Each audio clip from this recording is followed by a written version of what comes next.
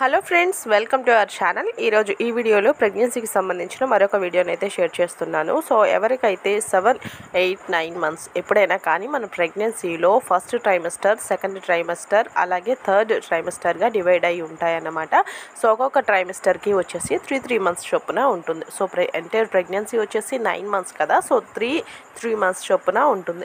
ఏదైతే third trimester ఉంటుందో 7, 8, 9 months, so ఈ 3 నెలలు కూడా చాలామందికి డెలివరీ అనేది నియర్గా ఉంది అని చెప్పే సూచనలు అనేవి కొన్ని వస్తూ ఉంటాయి. కొంతమంది 7th మంత్లో డెలివరీ అవుతారు, అలానే కొంతమంది 8th month or 9th మంత్న delivery అవుతూ ఉంటారన్నమాట. సో ఈ విధంగా ఉన్నప్పుడు కొన్ని జాగ్రత్తలు అనేవి తీసుకోవాలి.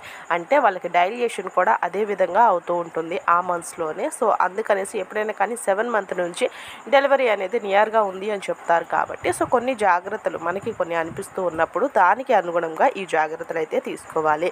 ఎప్పుడైతే నొప్పులు అనేవి స్టార్ట్ అవుతున్నట్టుగా మీకు అనిపిస్తున్నాయో, లేకపోతే హెవీగా మీకు నొప్పులు రావడము, అలాగే తగ్గడము అలాంటివి అనిపిస్తూ ఉన్నాయో, సో అలాంటి వాళ్ళు కానీ, అలాగే కాన్స్టిపేషన్ సమస్య అనేది చాలా నార్మల్ అండి ప్రెగ్నెన్సీలో.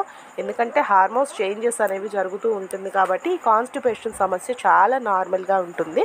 సో మెయిన్గా ఫస్ట్ కంటే కూడా ఏదైతే లాస్ట్ ట్రైమెస్టర్ దగ్గర నుంచి కూడా మనం చాలా జాగ్రత్తగా ఉండాలి. ఎప్పుడైతే మీకు పెయిన్స్ వస్తూ పోతూ ఉన్నాయో, సో అలాంటప్పుడు కానీ, లేకపోతే కాన్స్టిపేషన్ సమస్య అనేది ఎక్కువగా ఉన్నప్పుడు కానీ మీరు బలవంతంగా అయితే టాయిలెట్స్ని యూజ్ చేసే ప్రయత్నం అయితే చేయొద్దు.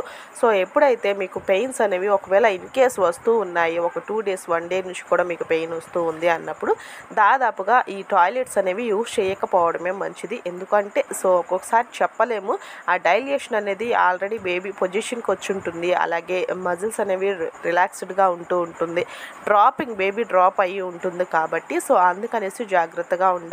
మీకు ఎప్పుడన్నా కానీ పెయిన్స్ వచ్చేటప్పుడు కానీ, ఇందాక చెప్పిన ఆ టైంలో కానీ మీరు ఈ దాదాపుగా 9th మంత్లో అయితే అస్సలు యూజ్ చేయకపోవడమే మంచిదండి. మీకు ఇలా పెయిన్స్ అనిపిస్తున్నప్పుడు మాత్రము, ఎందుకంటే కొన్ని న్యూస్లో అయితే మనం చూసుంటాం కాబట్టి సో టాయిలెట్స్ అనేవి యూజ్ చేయడం మంచిది కాదు. సో అలాంటప్పుడు బేబీ డ్రాప్ అయ్యే అవకాశాలు ఎక్కువగా ఉంటాయి అన్నమాట. సో అందుకనేసి టాయిలెట్స్ అనేవి యూజ్ చేయకపోవడమే మంచిది. ఇన్ కేస్ మీరు ఎక్కువ ప్రెజర్ పెట్టి కూడా మీకు 9th మంత్లో కానీ అలాగా మీకు పెయిన్స్ వస్తున్నట్టుగా అనిపించినప్పుడు కానీ మీరు అలా అయితే టాయిలెట్స్ని యూజ్ చేయకూడదు. మీకు తెలియకుండానే బేబీ అనేది బయటికి వచ్చే ఛాన్సెస్ అనేవి ఉంటుంది. ఎప్పుడైనా కానీ బాగా గుర్తుపెట్టుకొని మంత్స్ దగ్గర పడినప్పుడు మాత్రం బలవంతంగా మీరు మోషన్కి వెళ్ళే ప్రయత్నం చేయొద్దు. అలాగే పెయిన్స్ వస్తూ పోతూ ఉన్నప్పుడు కూడా మీరు నార్మల్గా యూజ్ చేసుకోవాలి తప్ప నార్మల్ ఫ్లోర్ని, అలాగనే డైరెక్ట్గా టాయిలెట్స్ మీద ఉండే ప్రయత్నం అయితే అసలు చేయొద్దు. ఎందుకంటే మనకు ఆ టాయిలెట్స్ పొజిషన్ అనేది ఆ యొక్క మజిల్స్ని ఇంకా రిలాక్స్ చేస్తాయి, డైజెషన్ ఇంకా ఫాస్ట్ చేస్తాయి, బేబీ అనేది కిందకి రావడం ఇంకా ఫాస్ట్గా జరుగుతుంది కాబట్టి.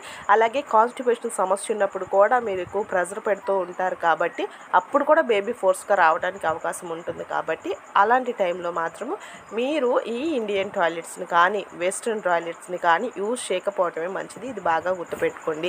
మీరు ఇన్ కేస్ హాస్పిటల్కి వెళ్ళినా సరే హెవీగా మీకు అలా ఇబ్బందిగా అనిపిస్తున్నప్పుడు బేబీ డ్రాపింగ్ అప్పుడు కూడా మోషన్ ఫ్రీక్వెంట్గా వస్తుంది, యూరిన్ ఫ్రీక్వెంట్గా వస్తూ ఉంటుంది కాబట్టి ఈ చెప్తున్న టాయిలెట్స్ని అయితే యూజ్ చేయొద్దు, నార్మల్గా ఫ్లోర్నే యూజ్ చేయండి. సో ఈ విషయాన్ని గుర్తుపెట్టుకుంటారని, మీకు ఆ టైం వచ్చినప్పుడు హెల్ప్ అవుతుందని ఈ వీడియోలో షేర్ చేస్తున్నాను. And thanks for watching. See you another video.